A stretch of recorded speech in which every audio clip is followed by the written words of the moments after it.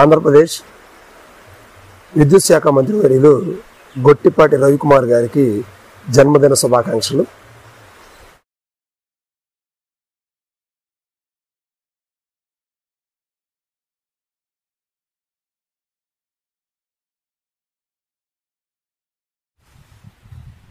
అందరికీ జై Bhim. Andhra Pradesh power minister Shri Gottipati Ravikumar గారు ప్రస్తుతం ఈయన అద్దంకి ఎమ్మెల్యేలో ఉన్నారు. అయితే ఇప్పుడే కాదు, గతంలో కూడా ఈయన అద్దంకి నుంచే కంటెస్ట్ చేశారు, గెలిచారు. ఒకసారి ఆయన రాజకీయ జీవితం గురించి చర్చించుకునే ముందు మొదటగా ఈరోజు ఆయనకి జన్మదిన శుభాకాంక్షలు తెలియజేసుకుంటున్నాం మన బెన్ తెలుగు ఛానల్ తరఫున. సో రవికుమార్ గారు మొట్టమొదట మాటూరు నియోజకవర్గం నుండి 2004లో కాంగ్రెస్ పార్టీ నుంచి కంటెస్ట్ చేసి గెలవడం జరిగింది. ఆ తర్వాత ఆ నియోజకవర్గం పునర్విభజనలో భాగంగా ఆ నియోజకవర్గాన్ని తొలగించారు. ఆ తర్వాత అద్దంకి రావడం జరిగింది. 2009, 2014, 2019, 2024 వరకు కూడా అద్దంకి నుంచి కంటెస్ట్ చేస్తూనే ఉన్నారు. పార్టీలు వేరైనప్పటికి కూడా ఆయన మాత్రం పవర్లోనే ఉన్నారు. ఎందుకంటే 2009లో కాంగ్రెస్ పార్టీ నుండి అద్దంకిలోనే గెలిచారు. 2014లో వైఎస్ఆర్సీపీ నుంచి అదే అద్దంకి నుంచి గెలిచారు. 2019, 2024లో కూడా తెలుగుదేశం పార్టీ నుంచి ఇదే అద్దంకి నుంచి కంటెస్ట్ చేసి గెలవడం జరిగింది. సో ఇలాంటి వ్యక్తి, ఒకే వ్యక్తి ఒకే చోట 4 సార్లు గెలవడం అంటే అది ఆషామాషి విషయం కాదు.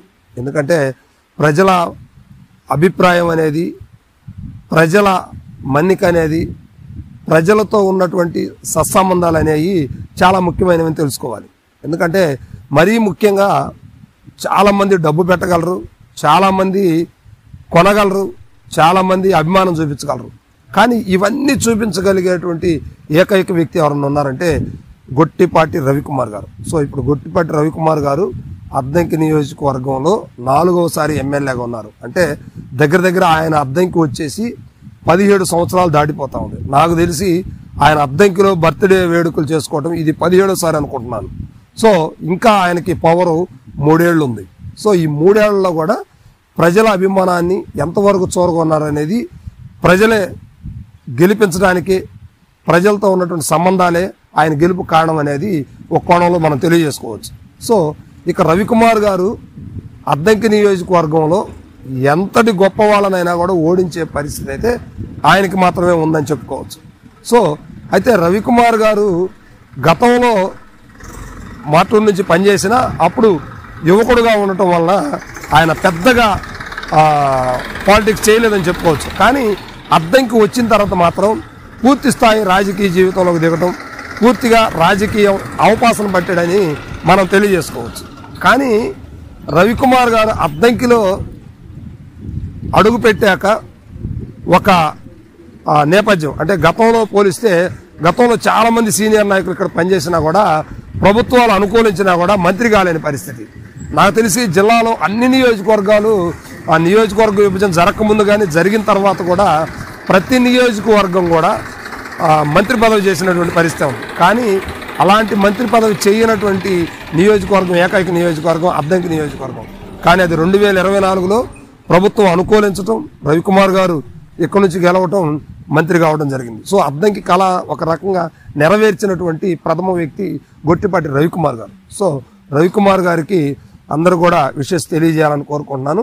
అయితే ఇప్పటి వరకు కూడా నేనైతే రవికుమార్ గారిని ఒక్కసారి కూడా ఒక్క సందర్భంలో కూడా కలిసిన పరిస్థితి కలగలేదు. ఇంతవరకు కూడా అనుకూలించలేదు. అంటే గతంలో కలవాలని ప్రయత్నం చేసినప్పుడు కూడా, గతంలో నేను వేరే ఛానల్స్లో ఉన్నప్పుడు కూడా ఒక ఇంటర్వ్యూకి ప్లాన్ చేద్దామని వెళ్ళినప్పుడు కూడా అప్పుడు సమయం అనుకూలించలేదు. సో నెక్స్ట్ అయినా కూడా ఆయన కలవడానికి ప్రయత్నం అయితే చేద్దాం. సరే, మొత్తం మీద మాత్రం రాష్ట్రంలోనే ఒక కీలకమైనటువంటి వ్యక్తిగా, తెలుగుదేశం పార్టీయే కాదు, వైఎస్ఆర్సీపీ కాదు, గత కాంగ్రెస్ ప్రభుత్వమే కాదు, ఏ గవర్నమెంట్లోనైనా సరే ఆ రవికుమార్ గారు కంటిన్యూగా 5 సార్లు ఓటమి అనేది లేకుండా గెలవటం అనేది చాలా గొప్ప విషయం. ఫైనల్గా నేను చెప్పదలుచుకున్నది ఏంటంటే 5 సార్లు గెలిచినప్పుడు కూడా ప్రభుత్వాలు ఉన్నా లేకపోయినా ఈయన మాత్రం పవర్లోనే ఉన్నాడు.